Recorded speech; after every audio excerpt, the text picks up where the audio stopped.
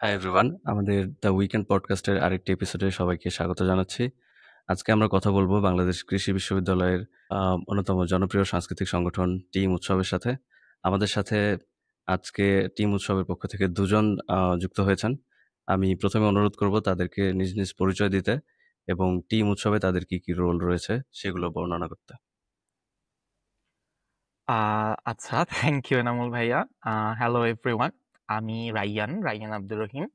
আমি টিম উৎসবের founding member হিসেবে ছিলাম, অ্যান্ড কারেন্টলি আমি genetics and plant breeding A Bangladesh agriculture ইউনিভার্সিটিতে মাস্টার্স করছি।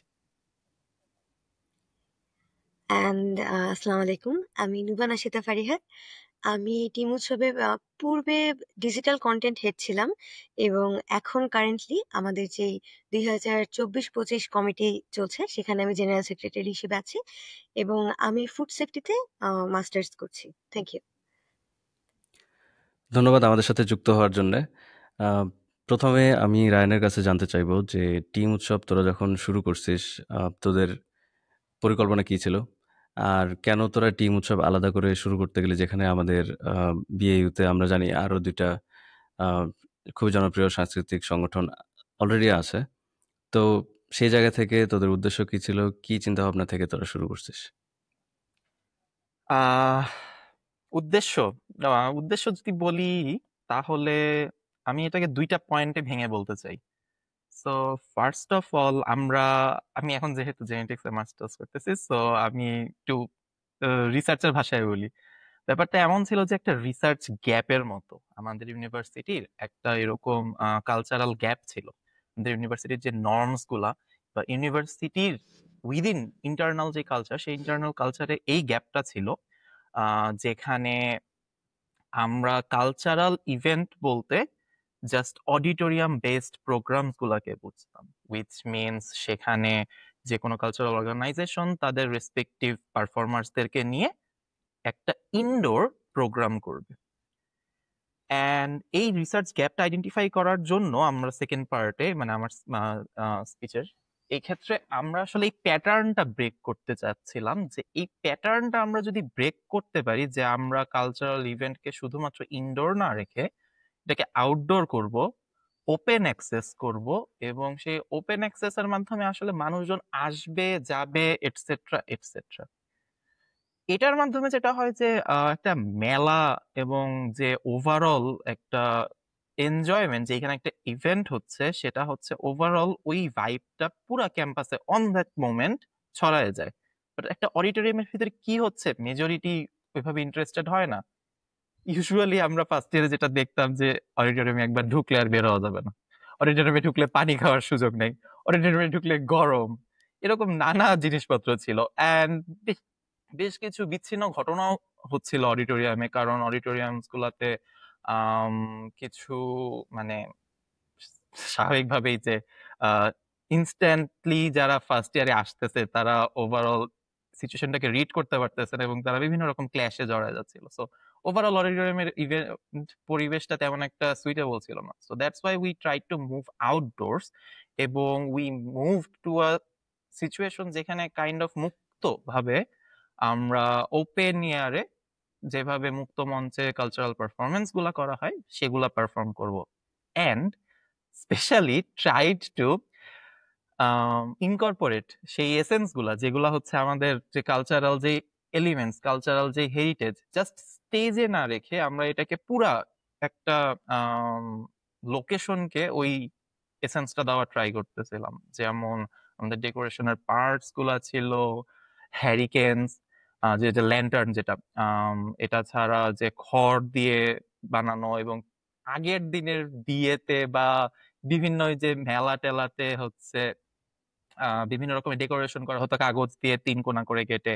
সো এই জিনিসগুলাকে ইনকর্পোরেট করা, যে একটা মেলা বাট একটা ইউনিভার্সিটি স্টাইলে, এবং একটা, মানে একটা ব্রিজ হিসেবে, যেটা মডার্ন কালচার অ্যাজ ইন যে মডার্ন টাইপ অফ থিঙ্কিং, যেখানে নানা রকম গান হবে। এখানে শুধুমাত্র যে ফোক মিউজিকই হবে এমন না, এখানে যেটা আমাদের আহ, স্বাভাবিকভাবে বললে আধুনিক সঙ্গীত, যেটা যে রিসেন্টলি ব্যান্ডস গুলার সঙ্গীত, অলসো ইনক্লুডেড ফোক সঙ্গীত, ফোক মিউজিকস গুলা, তো এভরিথিং। একটা কাইন্ড অফ ফিউশন। সো এটা ছিল আমাদের পারপাস। খুবই সুন্দর চিন্তা ভাবনা করছিস তোরা। তোরা তখন কোন ইয়ারে ছিলি যখন শুরু করিস?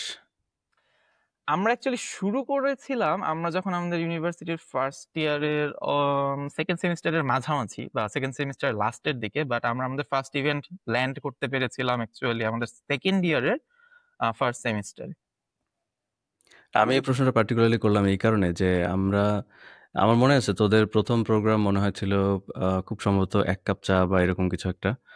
তো তখন খুব অবাক হয়ে দেখতেছিলাম যে আসলে জুনিয়ররা এরকম এত সুন্দর একটা প্রোগ্রাম অ্যারেঞ্জ করতেছে, যেটা বিএইউ এর কালচারে খুবই নন ট্রেডিশনাল।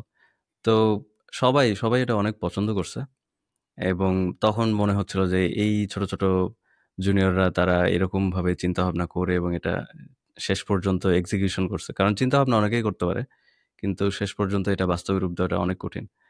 তো তোরা হচ্ছে ডেফিনেটলি কয়েকজনের মাথায় এই চিন্তাটা আসছে তোদের, তারপরে তোরা বন্ধুদের সাথে শেয়ার করছিস, এবং এই এই সেম চিন্তাধারার বন্ধুরা সবাই একসাথে হয়ে তারপরে এটা শুরু করছিস। তো সেই জায়গা থেকে ওই জিনিসটা কতটুকু চ্যালেঞ্জিং ছিল যে সবাইকে একসাথে অর্গানাইজ করা, এবং যেহেতু এক্সিস্টিং সংগঠন অলরেডি আছে ক্যাম্পাসে, তো সেই জায়গা থেকে নতুন একটা কিছু শুরু করতে তোদের চ্যালেঞ্জগুলো আসলে কি কি ছিল প্রথম দিকে? ইট ওয়াজ চ্যালেঞ্জিং ভাইয়া, টু বি অনেস্ট। কারণ যেহেতু আমরা ফার্স্ট ইয়ার, আমাদের philosophy, psychology, approach, everything unorthodox. আমাদের ইউনিভার্সিটির যে প্যাটার্ন গুলা ছিল সেই প্যাটার্নের মধ্যে আমরা পড়তেছিলাম না। আমরা বারবার ওই চেইনটা ব্রেক করে ফেলতেছিলাম। সো আমাদের মেইন চ্যালেঞ্জ যেগুলা ছিল, আমরা অনেক অ্যাপ্রিসিয়েশনও পেয়েছি এবং আমরা অনেক সাপোর্টও পেয়েছি, বাট যেহেতু my question was about challenge, আমি যদি চ্যালেঞ্জ গুলাকে স্পেসিফাই করি, সার্টেইন দিক থেকে আমরা যখন, যেহেতু ফার্স্ট ইয়ার হওয়ার কারণে আমাদের একটা চ্যালেঞ্জ এরকম ছিল যে আমাদের মধ্যকার যে কোনো কিছু একটা হবে, এই জিনিসটাকে যে লিড করতেছি আমরা, সেই লিড করার ক্ষেত্রে মানে একটা ব্যালেন্স হচ্ছে না। কারণ সবাই ফার্স্ট ইয়ার, সবাই যে যার ওপিনিয়ন স্ট্যাবলিশ করতে চাচ্ছে। তো এইটা অ্যাকচুয়ালি চ্যালেঞ্জ কেন বলতেছি, এটা অ্যাকচুয়ালি আমার চোখে ফার্স্ট অফ অল ভালো ছিল, বাট এটা একটা চ্যালেঞ্জিং পার্টও ছিল। ভালো এই হিসেবে ছিল যে সবার পার্টিসিপেশন ছিল, একটা ডেমোক্রেটিক পার্টিসিপেশন ছিল, সবাই কন্ট্রিবিউট করতে পারতেছিল এবং সবাই জায়গাটাকে নিজের মনে করতে পারতেছিল। এমন না যে কোনো ফাইনাল ইয়ারের বড় ভাই একটা লেআউট দিয়ে দিচ্ছে, সেই অনুযায়ী জাস্ট কাজ করতে হচ্ছে, এরকম করার চেষ্টা করতেছিল না কেউই। সো এই কেসে আমাদের চ্যালেঞ্জ এই জায়গায় ছিল কোঅর্ডিনেশনটা। সো কোঅর্ডিনেশনটা প্রবলেম ছিল। অনেকগুলা মতামত, অনেকগুলা জিনিস, অনেকগুলা মানুষ, অনেকগুলা চিন্তা ভাবনা, এবং এই সবগুলা চিন্তা ভাবনা একসাথে কোঅর্ডিনেট করতে আসলে আমাদের একটু সময় লাগছে, এবং এটা সময় জনিত একটা সমস্যা ছিল। দ্বিতীয় আরেকটা সমস্যা ছিল, যেহেতু আমরা ফার্স্ট ইয়ার ছিলাম, ফার্স্ট ইয়ার থাকার কারণে আমাদের ক্যাম্পাসের নেটওয়ার্কটা একটু দুর্বল ছিল। নেটওয়ার্ক অ্যাজ ইন আমাদের সাপোজ ডেকোরেটর যারা ছিল তাদের সাথে একটু কানেকশন কম ছিল। আমাদের যারা প্রশাসনে যেরকম পারমিশনের কিছু ব্যাপার থাকে, সেই ওই পারমিশন জনিত কিছু প্রবলেমস ছিল।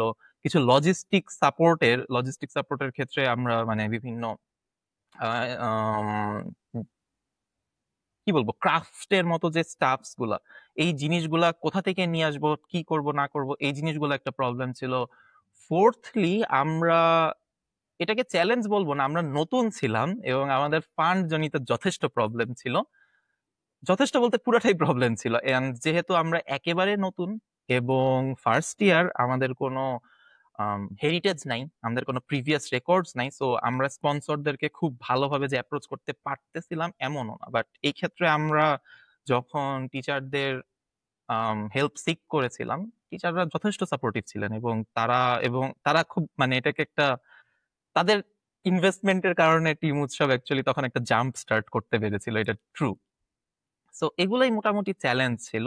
এটা ছাড়া আম, আমরা সাপোর্ট পেয়েছি অডিয়েন্স থেকে, আমরা সাপোর্ট পেয়েছি বেশ কিছু সিনিয়র থেকে, যারা আমাদের বিভিন্ন সাজেশনস দিয়ে পাশে ছিলেন, বিভিন্ন ক্ষেত্রে আমাদেরকে লজিস্টিক্যালিও সাপোর্ট করেছেন।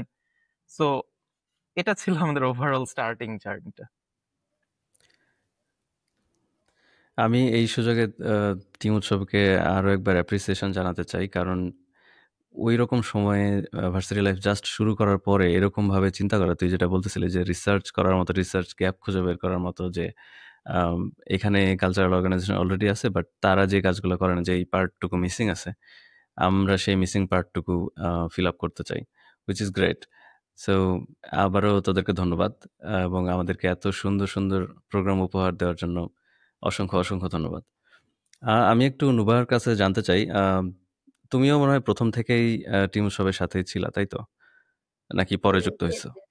ভাইয়া প্রথম থেকে বলতে আসলে ভাইয়ারা তো তখন যেমন বললেন যে 2019 সালে হচ্ছে ওনারা মোটামুটি প্ল্যান করেছিলেন, এবং অ্যাকচুয়ালি হচ্ছে স্ট্রাকচারালি একটা প্রোগ্রাম করা পসিবল হয় 2020 সালে। সো 2020 সালে আমি ফার্স্ট এক কাপ চায়ে হচ্ছে অডিয়েন্স হিসেবে ছিলাম, কিন্তু পরবর্তীতে আমি হচ্ছে টিম উৎসবে যুক্ত হওয়ার সুযোগটা পাই। তুমি যেহেতু একটু পরে যুক্ত হয়েছো, প্রথমে অডিয়েন্স হিসেবে ছিলা, এবং এখন সেই সেম অর্গানাইজেশনকে লিড দিচ্ছ, তো এই তোমার এক্সপিরিয়েন্সটা বলো, যে কোন প্রোগ্রামটা তোমার জন্য সবচাইতে বেশি মেমোরেবল ছিল, অর্গানাইজ করার ক্ষেত্রে বলো অথবা অডিয়েন্স হিসেবে, কোনটা তোমার তোমার জন্য সবচাইতে মেমোরেবল? আচ্ছা, সো আমার কাছে ভাইয়া এটা অ্যাকচুয়ালি আই ডোন্ট নো, আপনার সাথে মেবি আমার মিলেও যাবে। আমার কাছে সবচেয়ে মেমোরেবল এখন এক কাপ চাই। মানে আমি আসলে এর পরবর্তীতে যতগুলো প্রোগ্রাম হয়তোবা অ্যারেঞ্জমেন্টের সাথে যুক্ত ছিলাম, অথবা নিজে থেকে হয়তো লিড দেওয়ার সুযোগ পেয়েছি, সেই সবগুলার চেয়ে আমার কাছে সেই প্রথম এক কাপ চাটা সবচেয়ে বেশি পছন্দের। এবং এটার রিজনটা হচ্ছে যে আমি তখন মাত্র ফার্স্ট ইয়ারে, আর আমার ভাই আপব্রিঙ্গিংও হচ্ছে বাকৃবিতে, অর্থাৎ আমার মানে বাবা মা দুজনে এখানে teacher. So basically I grew up here, like আমার হোল লাইফ আমি বাকৃবিতে ছিলাম। অ্যান্ড ভার্সিটিতে যাওয়ার পরও আমি মোটামুটি সব কালচারের সঙ্গে পরিচিত ছিলাম, যে কি কি কালচারাল অর্গানাইজেশন আছে, বা ডিবেটিং সংঘ আছে, এবং গ্রিন ভয়েস আছে, বা হাসিমুখ, এরকম অনেক অর্গানাইজেশন আমি অলরেডি চিনি। So it was too normal for me, যে যেহেতু আমি চেনা জানা এখানেই। বাট যেদিন হচ্ছে প্রথম চা উৎসবটা হলো, এক কাপ চা, আমি সেদিন হর্টিকালচার ডিপার্টমেন্টে আমাদের একটা প্র্যাকটিক্যাল ক্লাস ছিল, এবং ক্লাস শেষে আমরা ভাবছিলাম একটু ফুচকা খেয়ে, র্যান্ডম যেরকম আমাদের আড্ডাগুলো হয়, ফুচকা একটু চা খেয়ে দেন আমরা বাসায় বা হলে চলে যাব। সো আমরা হর্টিকালচার ডিপার্টমেন্ট থেকে বের হয়েই আপনি হয়তো মানে আপনার হয়তো মনে আছে যে আহ, সেই অডিটোরিয়ামের পাশে একটা ছোট জায়গা আছে, আমরা সেটাকে বকুলতলা বলি। অ্যান্ড ডিপার্টমেন্টটা থেকে বের হয়ে ডিরেক্টলি আমরা সেই জায়গাটা চোখের সামনে হুম দেখি। হুম। সো দেখি যে একটু সাজানো গোছানো। সো আমরা ফার্স্ট ইয়ার, অনেক আমাদের আসলে কিউরিওসিটি এমনি অনেক বেশি। সো আমরা হচ্ছে যখন যাই, যাওয়ার পর দেখি যে খুবই অন্যরকম ওয়েতে সাজানো, অন্যরকম অ্যাজ ইন কোনো ফেয়ারি লাইটস ঠিক সেভাবে দেয়া নাই, কিন্তু হারিকেন দেয়া, সেটা আমাদের কাছে একটু আনইউজুয়াল লাগে। এবং আমরা দেখি যে আমরা হচ্ছে বিভিন্ন মানে আমাদের গ্রামের বাড়িতে টায়ার দিয়ে এক ধরনের দোলনা বানাই, যে আমরা হচ্ছে দড়ির সাথে গাছে একটা টায়ার যুক্ত করে দিই এবং সেই টায়ারটা আমাদের দোলনা হয়। তো আমরা সেটা দেখি, আমরা একটু অবাক হয়েছি, ওয়াও, এটা এখানে আছে। অ্যান্ড দেন দেখি স্টেজটা একটা হচ্ছে খড়ের উপর, মানে অডিয়েন্সের বসার জায়গা খড়ের উপর, এবং স্টেজটা হচ্ছে কোনো টিপিক্যাল আমাদের প্যান্ডেল করা স্টেজ না, রেদার হচ্ছে খুবই আউট ডোর একটা স্টেজ, যেখানে দুইটা টুল আছে কাঠের, এবং সাথে একটা গিটার, অ্যান্ড সাথে জাস্ট খড়, নাথিং এলস। সো আমাদের কাছে খুবই ইন্টারেস্টিং লাগলো। মনে হচ্ছিল আমরা খুবই একটা, ভাইয়া যেটা বললো অ্যাকচুয়ালি এই ওয়ার্ডটাই, একটা ফিউশন একটা প্রোগ্রামে আছি। সো আমরা সবাই ফার্স্ট ইয়ারে যারা ছিলাম, আমার ব্যাচমেট সবাই খড়ের উপর বসে পড়লাম, যে উই আর গোনা এনজয়, আর কিছুই দেখবো না। অ্যান্ড আমরা প্রথমে বুঝিও না যে এটা এক কাপ চা প্রোগ্রামের নাম, বিকজ আমরা চা স্টল পরে দেখছি, অ্যাকচুয়ালি ডেকোরেশনটা আগে দেখছি।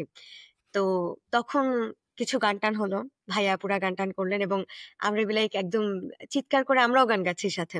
এবং ইট ওয়াজ মানে much different than the auditorium environment, কারণ অডিটোরিয়ামে আমরা আসলে জোরে গান গাইলেও আমাদেরটা শোনাও যায় না, because a lot of audience and everything. But এখানে আমরা গান গাচ্ছি, শোনাও যাচ্ছে। অ্যান্ড দেন ভাইয়া পুরো অ্যানাউন্স করলেন এখানে ওপেন ফ্লোর আছে, so like anyone can perform. আমরা একটু লজ্জা পাচ্ছিলাম যে আমরা আসলে করবো কিনা, বাট আমাদের এই জিনিসটা ভালো লেগেছে যে ওকে ফাইন, যে কেউ এখানে পারফর্ম করতে পারবে। দেন এই কালচারাল সেগমেন্টটার পরে আমরা নোটিস করি যে বাও, এখানে অনেক ধরনের চা আছে। And পরে আমরা নোটিস করি যে অনেক সুন্দর করে বড় করে লেখা এক কাপ চা।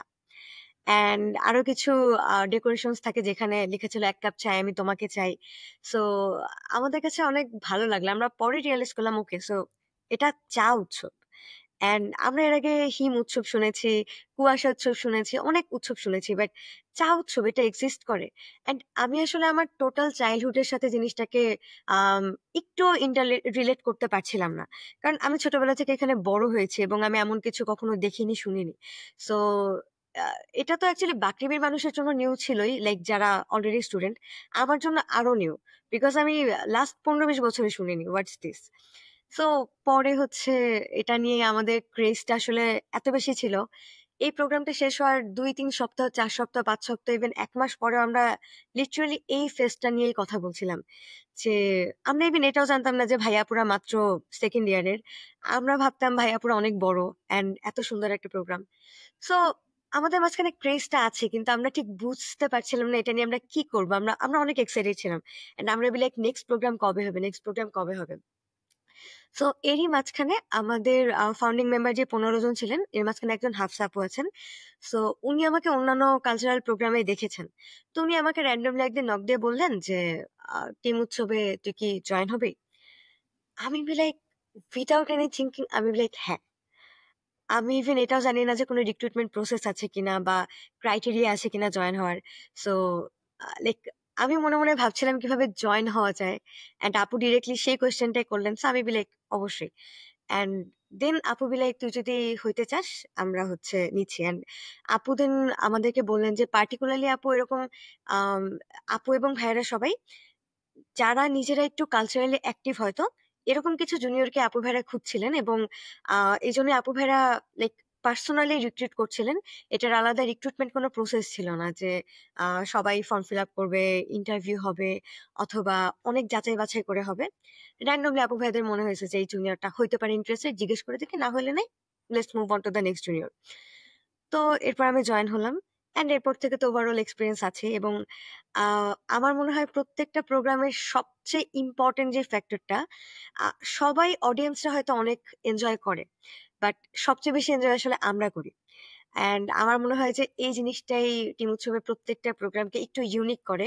কেননা আমরা অন্যান্য যে কোনো অর্গানাইজেশনের যে ইভেন্টগুলো হয় আমরা দেখি যে যারা অর্গানাইজার আছে অনেক দৌড়াদৌড়ির উপর থাকে, তারা আসলে একটু টাইম পায় না রেস্ট নেওয়ার, তারা এনজয় করতে পারে না। এটা মাথার উপর একটা বিশাল বড় প্রেশার থাকে যে আমি কিভাবে সুন্দর করে অর্গানাইজেশনটা, সরি লাইক এই ফেস্টিভ্যালটা অর্গানাইজ করব। So it's a huge pressure, and আমার মনে হয় এটার মাঝখানে এনজয় করাটা অনেক কম হয়। আমরা আসলে দেখতে থাকি সাকসেসফুল কত হলো। বাট টিম উৎসবের অদ্ভুত একটা বৈশিষ্ট্য হচ্ছে আমরা যেভাবেই প্রোগ্রাম করি না কেন সেটা অ্যাকচুয়ালি ইউনিক হয়ে যায়। ইটস লাইক প্রি প্ল্যান থাকে না, we just let the flow go on, and flow যেদিকে যায় আমরা সেদিকে যাই। অ্যান্ড এটা একটা অ্যাচিভমেন্ট আনি। সো আমার মনে হয় এগেইন ভাইয়া যে কোয়েশ্চেনের অ্যান্সারটা হচ্ছে যে এক কাপ চা আমার লাইফের বেস্ট প্রোগ্রাম। এখন আমরা সেরকম প্রোগ্রাম পাইনি। আমার কাছে যেই ফার্স্ট ইয়ারের যেই এক্সাইটমেন্টটা ছিল, আমার মনে হয় আমরা এখনো মেবি আরো একটু ওয়ার্ক করা লাগবে সেই জায়গায় যাওয়ার জন্য। অ্যান্ড বেসিক্যালি এরপর থেকে প্রত্যেকটা প্রোগ্রামে আমাদের অনেক লাইক ইন্ডিভিজুয়ালিস্টিক ওয়েতে ইউনিক হয়েছে। অ্যান্ড আমার মনে হয় যে এখনো পর্যন্ত একটাও ব্যাড এক্সপিরিয়েন্স হয়নি, not a single one. That's it. So Nuba, thank you তোমাকে তোমার এত সুন্দর এক্সপিরিয়েন্স শেয়ার করার জন্য। আমার আরেকটি প্রশ্ন তোমার কাছে। আমি যেহেতু বিএইউ থেকে আসছি, সো আমি জানি পড়ালেখার অনেক প্রেশার থাকে, ক্লাসের অনেক প্রেশার থাকে। সব ফ্যাকাল্টিরই হচ্ছে তোমার প্র্যাকটিক্যাল খাতা, সেগুলা রেডি করা, সেগুলা জমা দেওয়া, এগুলো প্রেশার থাকে। তো এর পাশাপাশি তোমরা যখন এরকম ট্রেডিশনাল প্রোগ্রামের বাইরে কোনো কিছু অ্যারেঞ্জ করতে যাও, ডেফিনেটলি আরো কষ্ট অনেক বেশি হয় নরমাল অন্যান্য প্রোগ্রামের চাইতে। তো এই ব্যাপারটা তোমরা কিভাবে ম্যানেজ করো? বেসিক্যালি এটা বাকৃবির যে কোনো স্টুডেন্টের জন্য অনেক কমন একটা question, and yes it is tough. এবং আমরা হয়তো অনেক সময় কম্পেয়ার করি দ্যাট ইকোনমিক্সে পড়া একটু কম, এগ্রিকালচারে অনেক বেশি, অথবা ফেটে একটু বেশি। বাট আমার মনে হয় এটা খুব একটা বেশি ডিফারেন্সিয়েট করে না, অ্যাজ আমাদের টোটাল স্কেজিউলটাতে সবসময় সকাল 8টা থেকে 4:30-5টা পর্যন্ত সবাই বুক থাকে মোস্ট প্রবাবলি। অ্যান্ড এরকম সিচুয়েশনে দেখা যায় আসলে এই অর্গানাইজেশনাল কাজগুলো করার জন্য আমরা যদি অ্যাটলিস্ট 1-2 ঘন্টাও চেষ্টা করি যে 1-2 ঘন্টা আমরা ম্যানেজ করে ফেলতে পারবো, স্টিল ওই টাইমটা আমাদের পাওয়া অনেক মুশকিল হয়ে যায়। অ্যান্ড অবভিয়াসলি আমরা মানে আমাদের এই প্র্যাকটিক্যাল ক্লাসগুলো শেষ হওয়ার পরেও যখন বাসায় আসি অথবা হলে যাই, স্টিল আমাদের অনেকগুলো প্র্যাকটিক্যাল লেখা থাকে অ্যান্ড আমাদের অ্যাসাইনমেন্টস থাকে অ্যান্ড এভরিথিং।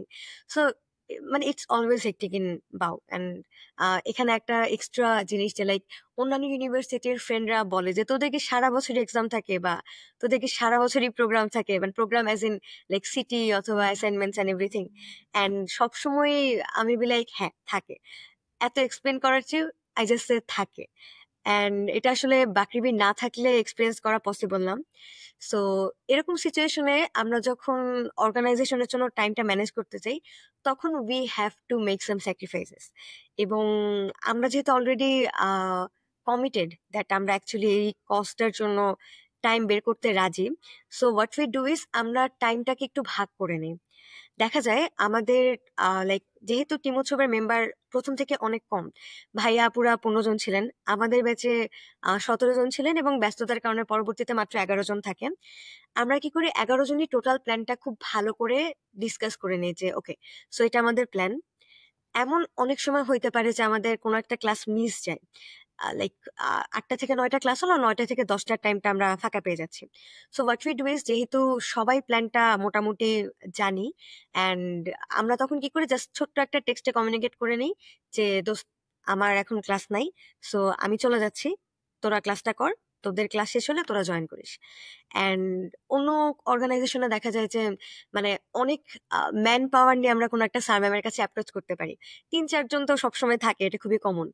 আমাদের ক্ষেত্রে ডিফারেন্ট হচ্ছে যে আমরা মাত্র 1 জন বা 2 জন থাকি এবং এটা আমরা আসলে খুব সুন্দর করে মেনে নিয়েছি যেহেতু আমাদের কনসেপ্টটা এরকম যে আমরা আসলে কম মানুষ নিয়ে ফাংশন করব।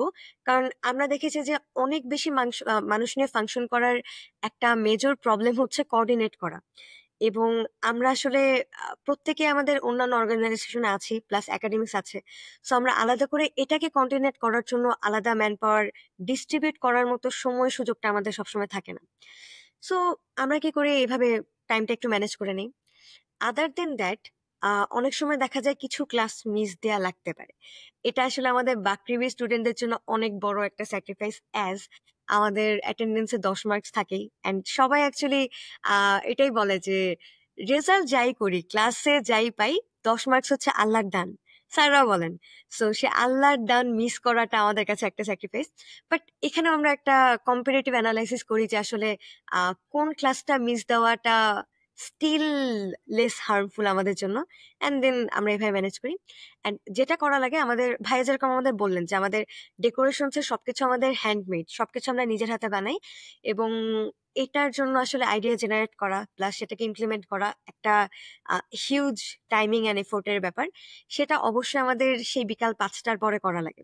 সো অনেক সময় দেখা যায় যে আমাদের ফ্রেন্ডরা অথবা সিনিয়ররা যারা আছেন লাইক 5টার পরে আমরা 3-4 ঘন্টা এখানে দেই অ্যান্ড দেন দেখা যায় রাতে গিয়ে আমাদের রাতভর প্র্যাকটিক্যাল লেখা লাগে, অ্যাসাইনমেন্টস করা লাগে, রাতের ঘুমটা হয়তো তখন বাদ যায় অ্যান্ড দেন আমরা রেগুলার লাইফটা কন্টিনিউ করি।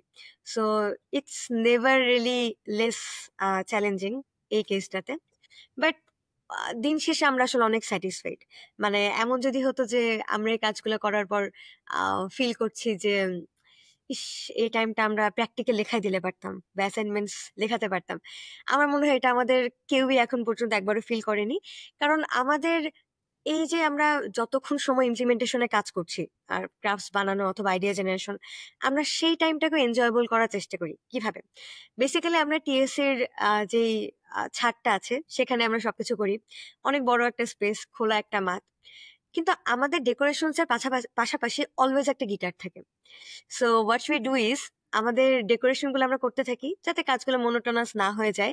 আমরা অলওয়েজ পাশে একটু আড্ডা দিতেই থাকি অথবা একটু গান আমাদের চলতে থাকে, চা নাস্তা স্টিল চলতে থাকে।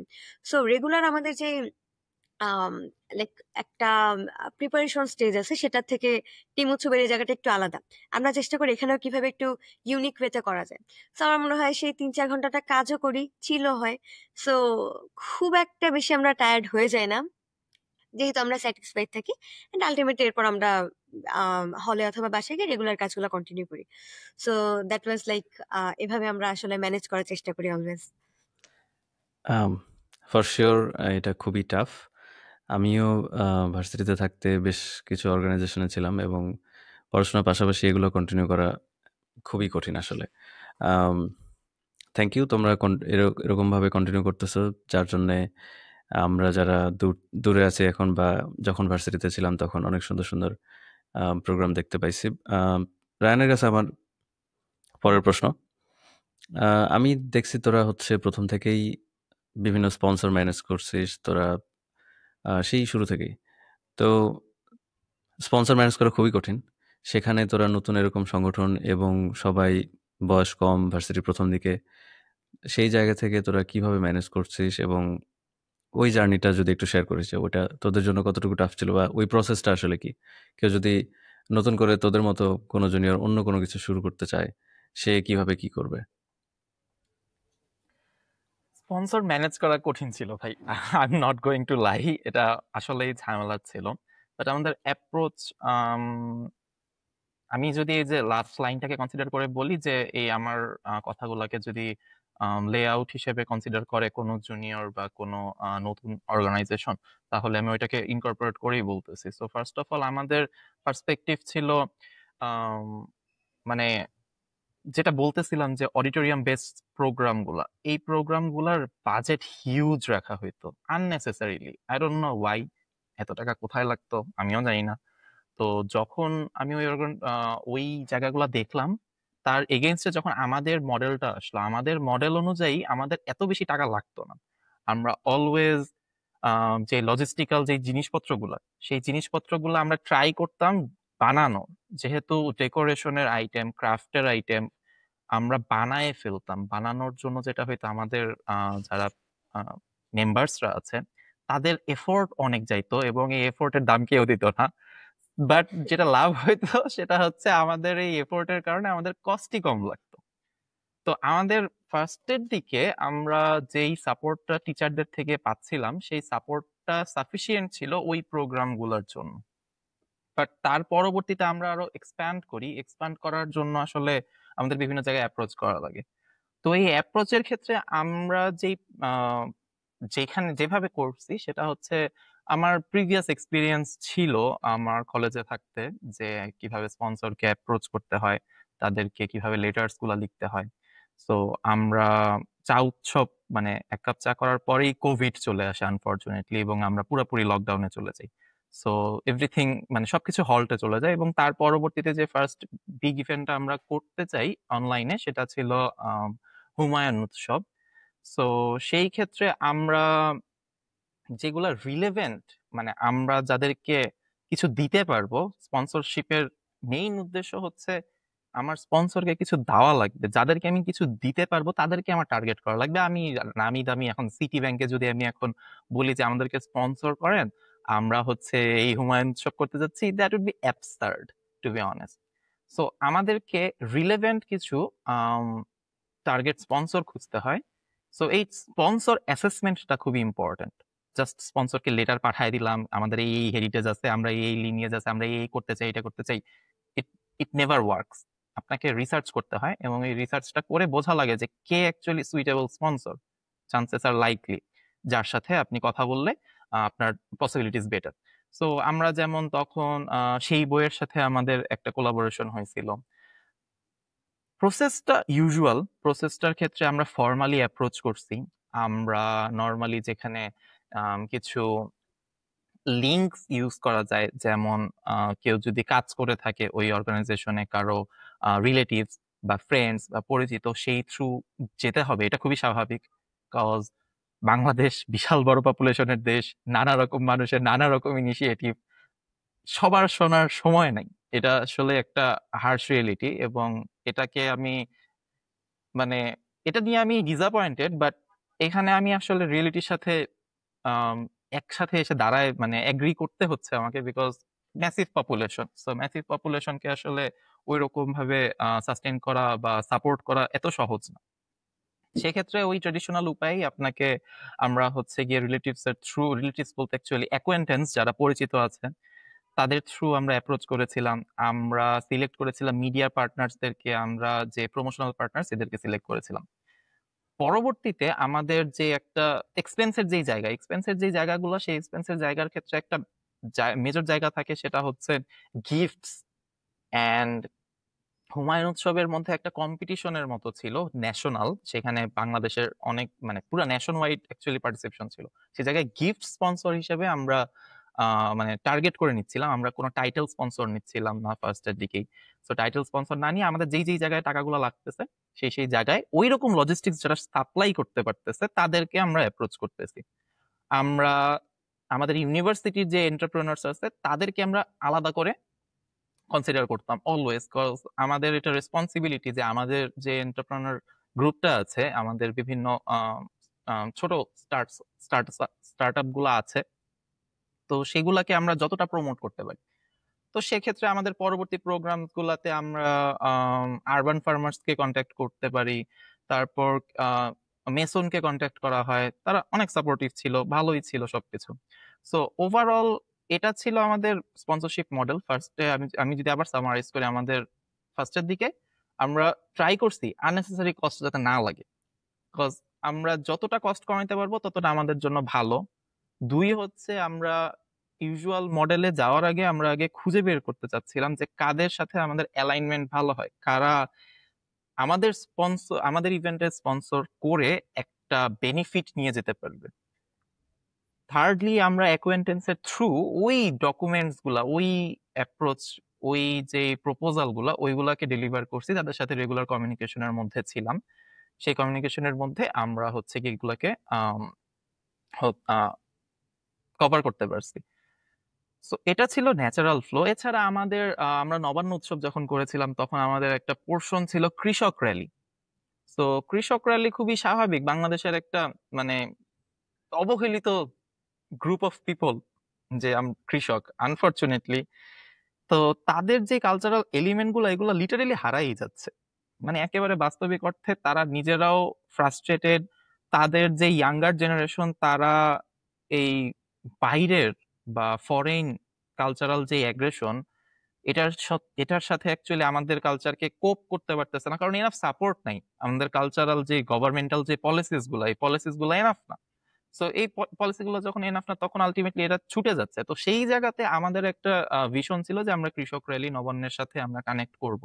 তো সেই ক্ষেত্রে আমরা গভর্নমেন্ট অর্গানাইজেশন যে আমাদের ডিপার্টমেন্ট অফ এগ্রিকালচারাল এক্সটেনশন আছে, সেখানেও আমরা অ্যাপ্রোচ করতে পারছি, এবং তারাও সাপোর্টিভ ছিল। তারা আমাদেরকে স্পন্সর করেছিল ওই কৃষক র্যালির জন্য। আমাদের নানা রকম জায়গা থেকে আমরা মানে খন্ড খন্ড করে আমরা বিভিন্নভাবে বিভিন্ন জায়গায় স্পন্সর নিয়ে এভাবেই কাজটা করেছি। ইউজুয়ালি যেটা হয় ম্যাসিভ মেগা ইভেন্টস গুলাতে, যে একটা বিশাল বড় টাইটেল স্পন্সর থাকে 5 লাখ টাকার, আমরা ওই মডেলটায় যাইনি। আমরা মিনিমালি আমরা কভার করতে পারছি যে স্মলার সেগমেন্টস গুলা, যার যেখানে প্রয়োজন, এভাবে টার্গেট করছি। এখন এইটার করার রিজন হচ্ছে ইউজুয়ালি বাংলাদেশ এগ্রিকালচার ইউনিভার্সিটির লোকেশন অনুযায়ী স্পন্সরসরা এখানে এনাফ ইন্টারেস্টেড না ফর সাম রিজন।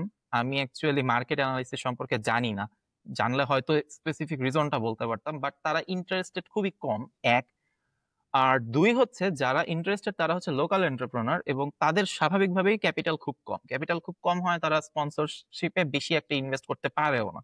সো এই লিমিটেশনটা আমাদের সবসময় থাকে। যদি আমাদের এই লিমিটেশনটা না থাকতো, আমরা আরেকটু অ্যাম্বিশিয়াস হইতাম স্পন্সরশিপের ক্ষেত্রে, আমরা আরেকটু অ্যাম্বিশিয়াস প্রপোজালস গুলা পাঠাইতাম। বাট আমাদের অ্যাপ্রোচ ছিল এই একটা রিয়েলিস্টিক প্রপোজাল গুলাই পাঠানো, রিয়েলিস্টিক প্রপোজাল পাঠাই, সেখানে নেগোশিয়েট করে আমরা যাতে আমাদের ইভেন্টস গুলা নর্মালি করতে পারি। এবং আমাদের ফান্ডিং এর ক্ষেত্রে অ্যাকচুয়ালি টিচার্স যারা অ্যাডভাইজার্স আমাদের টিম উৎসবে ছিল, তারা এনাফ সাপোর্টিভ ছিল, এবং দ্যাটস ওয়াই আমরা এটাকে কোপ করতে পারছি। But it is really true যে বাংলাদেশ এগ্রিকালচারাল ইউনিভার্সিটিতে আপনি যদি শুধুমাত্র স্পন্সর বেসড হয়ে ট্রাই করেন, it is really tough. Also Covid এর পর যে ইকোনমিক রিসেশনটা হচ্ছে, এটা আরো টাফার। অনেক ধন্যবাদ তোকে তোর এই এক্সপিরিয়েন্স শেয়ার করার জন্য। আমার বিশ্বাস যদি কেউ নতুন করে কোনো কিছু শুরু করতে চায় এবং তার যদি স্পন্সরের দরকার হয়, সে অবশ্যই এই কথাগুলো থেকে এক্সপিরিয়েন্স নিয়ে তারপরে সেভাবে অ্যাপ্রোচ করতে পারবে তাদেরকে। আমার প্রশ্ন হচ্ছে, তোরা এই যে অনেকগুলো প্রোগ্রামের কথা বললি, তোরা এই প্রোগ্রামগুলো মানে প্ল্যান করিস কিভাবে যে ওকে আমরা এখন নবান্ন উৎসব করব, আমরা এখন হুমায়ুন উৎসব করব, বা এক কাপ চা করব, বা শরৎ উৎসব মনে হয়েছিল একটা। তো এই যে নতুন নতুন প্রোগ্রাম যেগুলো আমাদের মানে কালচারের সাথে ছিল একসময়, এখন খুব বেশি সেলিব্রেটেড হয় না, সেগুলো আবার নতুন করে তুলে নিয়ে আসা, এই আইডিয়া জেনারেশন বা এই প্রসেসটা কিভাবে শুরু হয় আসলে, এবং তোদের টিমের মধ্যে তোদের ডিসকাশনটা কেমন থাকে? টু বি অনেস্ট ভাই, আপনি যেভাবে বলতেছেন যে ইট সাউন্ডস অনেক সিরিয়াস, আচ্ছা ঠিক আছে আমরা যাই, হ্যাঁ সবাই আসো আমরা আজকে ডিসকাস করব কি করা যায়, এরকম হয় না। আমরা বলি যে ব্রো চিল করা লাগবে, আমাদের কিছু একটা করা উচিত, যে কি করা যায়, বৃষ্টি পড়তেছে বর্ষা উৎসব করে ফেলি, লিটারেলি এটাই হয়। আচ্ছা ঠিক আছে বর্ষা উৎসব, বর্ষা উৎসবের জন্য কি কি করা লাগবে, আচ্ছা এইবার কথা বলি। তো খুবই খুবই খুবই ক্যাজুয়ালি হয়, আনলাইক এনি অর্গানাইজেশন যেখানে এর চেয়ে বেশি ক্রিয়েটিভ এনভায়রনমেন্ট পাকৃতিতে আমি অ্যাকচুয়ালি কোথাও দেখি না। 'Cause সব জায়গায় একটা ফর্মাল রিজিড স্ট্রাকচারে কথা বলতে হবে। জি আসসালামু আলাইকুম, কেমন আছেন আপনারা, সবাইকে স্বাগতম। It doesn't follow in team উৎসব। সো টিম উৎসব এন্টায়ারলি ডিসকানেক্টেড। এবং নুবা যেরকম বলতেছিল যে একটা গিটার থাকে, মানে আপনি যদি আমাকে ওই কোয়েশ্চেনটা জিজ্ঞেস করতেন যে আমরা কিভাবে এটা ম্যানেজ করছিলাম, মানে আমরা আসলে একটু ক্লাস শেষ করার পর চিল করা লাগবে তাই যাইতাম, তাই গিয়ে এই কাজগুলা করতাম, চিলও হইতো কাজও হয়ে যেত। সো আমাদের অ্যাপ্রোচ অলওয়েজ এরকম ছিল যে আমরা একটা নট অলওয়েজ, নেভার রিজিড ফর্মে রাখবো, এবং রিজিড ফর্মে না রেখে সবাইকে ফ্লারিশ করতে দিব। একটা ফার্স্ট ইয়ারের জুনিয়র এসে আমাকে বলতেছে ভাই এটা করি চলেন, এটা এখানে দেই, এইখানে হচ্ছে এই একটা বামনের মাথায় আমরা একটা টুপি পরাই দেই, অনেক সুন্দর ডেকোরেশন হবে, ওকে অ্যাপ্রুভড, ডান। সো এইভাবে অ্যাকচুয়ালি প্ল্যানিংস গুলা হয়, এবং এটা খুবই স্ক্যাটার্ড ওয়েতে, এবং মেইনলি তোরা স্ক্যাটার্ড ওয়েতে হচ্ছে হওয়ার মানে আড্ডা হ্যাঁ দিতে হ্যাঁ হ্যাঁ। দিতেই কোনো কিছু একটা শুরু করে ফেলিস। তো এই জায়গাটাতে তোরা নতুন মেম্বার যখন রিক্রুট করিস, প্রথম দিকে তো তোরা শুরু করছিস বন্ধুরা বন্ধুরা মিলেই। এরপরে যখন এই যে নুবার মতো বা আরো যারা যুক্ত হতে চাইছে, বা তোরা চিন্তা করছিস ওকে আমরা তো চলে যাবো, এরপরে আমাদের এই লেগেসিটা তো কাউকে দিয়ে যেতে হবে। তো সেই সেই প্রসেসটা কিরকম, নতুন যদি কেউ মেম্বার হতে চায় বা তোরা যদি নিতে চাস, সেই রিক্রুটমেন্ট প্রসেসটা কেমন? এটা একটু চেঞ্জ হয়েছে ভাই। আমরা যখন ফার্স্ট ইয়ারে, মানে আমরা আমাদের ব্যাচের পরের ব্যাচ গুলোকে যখন রিক্রুট করলাম, ইট ওয়াজ মোর সিলেক্টিভ রিক্রুশন। আমরা ওপেন গ্রাউন্ড দেইনি, আমরা অ্যাকচুয়ালি দেখতে দেখতে চাচ্ছিলাম যে কে কারা আমাদের সাথে কাজ করতেছে, কারা আমাদের সাথে চিল করতেছে, হুইচ মিনস যে তারা আসতেছে কিনা। তারা যদি আসে দে আর ওয়েলকাম। তো আমাদের প্রোগ্রামগুলো এমন ছিল যে আমাদের প্রোগ্রামের যারা মানে মেম্বার হচ্ছে, মেম্বার হওয়ার পর তারা দুই একটা প্রোগ্রাম করার পর তাদেরকে আমরা ফর্মালি মেম্বার হিসেবে কাউন্ট করে ফেলতেছি, যারা ইনফর্মাল মেম্বার ছিল, আনঅফিসিয়াল মেম্বার। সো এটা ছিল মডেলটা। বাট পরবর্তীতে যেহেতু টিমন সব আরো একটু ফর্মালাইজড সেকশনে চলে যায়, ফর্মালাইজড অ্যাজ ইন আমাদেরকে একটা কমিটি দেওয়া লাগে, বিকজ বাকৃবিতে অ্যাকচুয়ালি কমিটি ছাড়া কোনো কিছু হয় না, একটা টিচার প্রেসিডেন্ট একজনকে রাখা লাগেই। সেক্ষেত্রে হচ্ছে আমরা যখন কমিটি দেই তখন আমাদের একটা মানে এই মুহূর্তে একটা ফর্মাল রিক্রুশন প্রসেস আছে, সেটা হচ্ছে ইউজুয়ালি একটা সিম্পল ইন্টারভিউর মাধ্যমেই অ্যাকচুয়ালি হয়, যে অ্যাকচুয়ালি কে কি কন্ট্রিবিউট করতে চায়, এখানে তাদের আইডিয়াটা শোনা হয়। এমন না যে তুমি কি কি পারো, এই না পারলে তোমাকে আমরা নিব না। It's more like what is your approach with team Utsab, what do you want to do if you recruit. এই ব্যাপারে নুবা এখন এর ব্যাপারে আরেকটু বেটার আপডেট দিতে পারবে ইফ ইউ অ্যালাউ হার। হুম, যেমন ভাইয়া হ্যাঁ, আমি শিওর। যদি হ্যাঁ ভাইয়ার সঙ্গে একটু ইনক্লুড করি। যেমন ভাইয়া যেটা বললেন ভাইয়া যে এবার একটু ফর্মাল একটা রিক্রুটমেন্ট প্রসেস শুরু হয়েছে, খুবই সিম্পল। এবং আমরা হচ্ছে ফার্স্টে একটা ফর্ম হচ্ছে ডিস্ট্রিবিউট করি। এটার রিজনটা হচ্ছে দুইটা রিজন মূলত। একটা হচ্ছে যে একটা ফর্মাল অর্গানাইজেশন যেহেতু এখন not formal actually but semai formal যদি বলি হচ্ছে, এর জন্য আমাদের একটা মিনিমাম একটা রিক্রুটমেন্ট প্রসেস রাখা লাগছে, এটা একটা পয়েন্ট। আর সেকেন্ড হচ্ছে যে এত বেশি মানুষ আমাদের সঙ্গে যুক্ত হতে চাচ্ছে, সো র্যান্ডমলি আমি যদি এখন আগের মতো সিলেক্টিভ একটা প্রসেসে যাই, দ্যাট আমার মনে হচ্ছে এই ছেলে বা মেয়েটা পোটেনশিয়াল এই জায়গাটাতে, আমি যদি তাকে ইন্ডিভিজুয়ালি সিলেক্ট করি, ইটস জাস্ট দ্যাট লাইক আশেপাশে আসলে অনেক কেওস ক্রিয়েট হইতে পারে, that why she or he, like why not me. একটা রিক্রুটমেন্ট প্রসেস থাকলে তো আমিও ট্রাই করতে পারতাম। সো এই জায়গাটা থেকে ভাই আমরা তখন রিক্রুটমেন্ট প্রসেসটা শুরু করি। খুবই সিম্পল, ফার্স্টে একটা ফর্ম আমরা হচ্ছে দেই। ফর্মটাতে বেসিক যে জিনিসগুলো থাকে, লাইক মানে এই নাম, faculty and everything. But what we do is, এখানে আমরা ইন্টারেস্টিং কিছু কোয়েশ্চেন রাখি। আমরা জিজ্ঞেস করি তোমার পাহাড় পছন্দ নাকি সমুদ্র, অ্যান্ড আমরা তারপর জিজ্ঞেস করি তোমার পাহাড়ে পাহাড়ে তুমি গিয়ে কি করবা, তুমি কোন ভিউটা দেখতে চাও। তুমি সমুদ্রে গিয়ে তুমি কোন ভিউটা দেখতে চাও, অথবা তোমাকে যদি আজকে 5টা কাঠি দেওয়া হয়, কাঠি দিয়ে তুমি কি করবে, লাইক মানে সামথিং ডিফারেন্ট, মানে যেটা আমরা নর্মাল ফর্মগুলোতে আসলে ডিস্ট্রিবিউট করি না, বিকজ আমরা জাস্ট দেখতে চাচ্ছিলাম সে আসলে কতদূর ভাবতে পারে। যে কোনো কিছু হতে পারে, খুবই বোরিং স্টাফ হতে পারে, খুবই ক্রিয়েটিভ হতে পারে। Actually nothing is boring, everything is মানে ইউনিক নিজেদের ওয়েতে। সো সেখান থেকে আমরা দেখি দ্যাট লাইক কারা হচ্ছে লেস ফর্মাল অ্যান্সার দিচ্ছে। এটা আসলে খুবই উইয়ার্ড একটা way of selecting people. So আমরা দেখি যে কারা আসলে একটু চিল মুডে অ্যান্সার গুলো দিচ্ছে, and we call them. And সেখান থেকে আমরা একটা ইন্টারভিউ প্রসেসে যাই। সেখানে আমরা বলে দেই একটা প্রোগ্রামের লেআউট আমাদেরকে দেখাতে।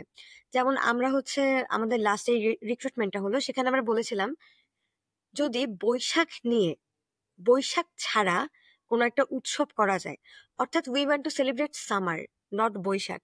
ইটস মোর লাইক টোটাল গ্রীষ্মকালটাকে আমরা যদি একটু সামারাইজ করি, তাহলে তোমার মাথায় কেমন একটা প্রোগ্রাম মানে তুমি ভাবতে পারো, অথবা একটা মিনিমাম একটা লেআউট নিয়ে আসো। সো ইন্টারভিউ তারা লাইক অনেকে লেআউট নিয়ে আসছে, অনেকে নিয়ে আসে নাই, জাস্ট র্যান্ডম কথাবার্তা হয়েছে। সো আমরা সেখান থেকে সবচেয়ে লাইক একটু ডিফারেন্ট ওয়েতে ভাবতে পারছে এমন মানুষগুলোকে প্রায়োরিটি দেই। অনেকে এসে ডিরেক্টলি বলছে যে ভাই আমি গান পারি, আমি নাচ পারি, আমি আসলে অনেক কেপেবল, আমাকে নিলে আপনাদের অনেক লাভ। আমরা like fine, it's totally all right, but we don't want capable people, we just want someone different, যারা ডিফারেন্ট কিছু ট্রাই করতে চায়। বিকজ আমাদের একটা প্রোগ্রামের সাথে আরেকটা প্রোগ্রাম কখনোই রিপিট হয় না। লাইক হ্যাঁ, নবান্ন উৎসবের মতো আমরা আরেকটা নবান্ন উৎসব করার চেষ্টা করেছি, বাট থিমটা একই থাকলেও ভিতরের এলিমেন্টস অ্যান্ড এভরিথিং সব ডিফারেন্ট। সো ইটস লাইক আমি আগের প্রোগ্রাম থেকে কোনো কিছু রিপিট করছি না। সো গ্রীষ্ম নিয়ে অনেকে যখন আসেন, আমাকে অনেকে বললো দ্যাট ভাইয়া বা আপু আমরা একটা টোটালি একটা সেকশন রাখতে পারি যেখানে আমরা জলছাপ দিব। লাইক আমরা পুরো একটা দেয়াল অথবা কাঠের একটা কিছু বানাবো, সেখানে শুধু জলছাপ। আমি লাইক ওয়াই জলছাপ? তখন সে বলে কি যে আপু গ্রীষ্মকালে যখন নাকি গ্রামের বাচ্চারা অনেক সময় রং নিয়ে বা কাঁদে নিয়ে খেলাধুলা করে, তখন তারা কি করে কাদের উপর হাত দিয়ে সে ছাপটা কোনো একটা জায়গায় দিয়ে দেয়। অ্যান্ড যেহেতু গ্রীষ্মকাল খুবই তাড়াতাড়ি সেটা শুকায় যায়, সো সেটা দেখতে অনেক সুন্দর লাগে, অনেক অ্যাবস্ট্রাক্ট একটা জিনিস আসে। লাইক দ্যাটস নাইস, এটা খুবই ইনোভেটিভ একটা জিনিস। আরেকজন আমাকে এসে বললো যে আপু আমরা চাইলে না টোটাল একটা কনসেপ্টে রাখতে পারি প্যাঁচা, ঈগল, এই জিনিসগুলার। লাইক প্যাঁচা বৈশাখের সঙ্গে রিলেটেড, বাট আমরা ঈগল অথবা এমন কিছু বার্ড যেগুলো দেখতে অনেক অ্যাস্থেটিক্যালি সুন্দর বাট আমরা কোথাও ইউজ করি না নর্মালি, আমরা নতুন ভাবে ইন্ট্রোডিউস করতে পারি সেই বার্ড গুলাকে। আমরা লাইক দ্যাটস ফাইন, সুন্দর। সো আমরা আসলে এরকম ইউনিক কিছু জিনিসপাতি নিয়ে দেন আমরা চেষ্টা করি সেই মানুষগুলাকে নেওয়ার, এবং অবভিয়াসলি এগেইন খুবই কম মেম্বার আমরা রিক্রুট করার চেষ্টা করি, বিকজ আমরা অলওয়েজ এটা আসলে ভাই আপুদের টাইম থেকে হচ্ছে যত বেশি মানুষ হয় আসলে অনেক বেশি ডিফারেন্ট ওপিনিয়নস অ্যান্ড কোঅর্ডিনেট করা অনেক প্যারা। অ্যান্ড আমরা যেহেতু চিল করতে যাচ্ছি, সো খুব বেশি প্যারা আমরা আসলে নিতে চাই না এই জায়গায়। সো বেসিক্যালি এইভাবে আমরা মোটামুটি হচ্ছে সিলেক্ট করি আর কি মেম্বারদের। না, আমি আমি এরকম আইডিয়া করছিলাম যে তোমাদের নিশ্চয়ই ইউনিক কোনো ওয়ে থাকবে মেম্বার রিক্রুটমেন্টের, না হলে তো এরকম ইউনিক অর্গানাইজেশন এতদিন ধরে রান করার কথা না। সো খুবই ভালো লাগলো শুনে যে তোমরা অন্য পদ্ধতি অবলম্বন করতেছো, ডিফারেন্ট কিছু করার চেষ্টা করেই যাচ্ছ কন্টিনিউয়াসলি। আমার লাস্ট প্রশ্ন, কারণ অনেকক্ষণ হয়ে গেছে, সময় শেষ। আমার লাস্ট প্রশ্নের আগে আমি আমার দর্শকদের কাছ থেকে বিদায় নিতে চাই। প্রিয় দর্শক, যদি আপনারা আমাদের কন্টেন্ট পছন্দ করে থাকেন, আপনারা এরকম কন্টেন্ট আরও বেশি দেখতে চান, তাহলে আমাদেরকে ফলো করতে পারেন, আমাদেরকে সাবস্ক্রাইব করতে পারেন, এবং অবশ্যই আপনাদের বন্ধুদের সাথে শেয়ার করতে ভুলবেন না। আমার শেষ প্রশ্ন তোমাদের দুজনের কাছে, এনিওয়ান ক্যান আনসার। তোমাদের এই মুহূর্তে অবস্থা কি এবং ফিউচার প্ল্যান কি? নিয়ার ফিউচার তোমরা কি করতে চান নিয়ার ফিউচারে? আই থিঙ্ক আচ্ছা, নুবা এখন যেহেতু কারেন্ট কমিটিতে আছে এন্ড লিড করছে, আমাদের ডেফিনেটলি ভিশনস গুলা ছিল এবং আমরা দেখতে পাচ্ছি যে নুবাদের থ্রু এই ভিশনস গুলা এস্টাবলিশ হচ্ছে। আমাদের যে ভিশনস গুলো এনশিওর হয়েছে সেটা হচ্ছে যে ক্রিয়েটিভিটি এনভায়রনমেন্টটাকে এনশিওর রাখা লাগবে। ক্রিয়েটিভিটির এনভায়রনমেন্টটা যেদিন মরে যাবে সেদিন টিম উৎসব শেষ, it will be just another cultural organization. এবং আমাদের ক্যাম্পাসের সবগুলো cultural organization actually at this moment dead. তারা অ্যাক্টিভলি কাজ করছে না, কেন করতে পারতেছে না সেটা তাদের আমি অ্যাকচুয়ালি জানি না, insider news. But apart from that আমাদের এটা একটা বিষয় ছিল যে ইনিশিয়ালি যেটা বলেছিলাম যে আমাদের যে অডিটোরিয়াম বেসড ইভেন্ট থেকে বের হয়ে আসে বেশি বেশি করা লাগবে।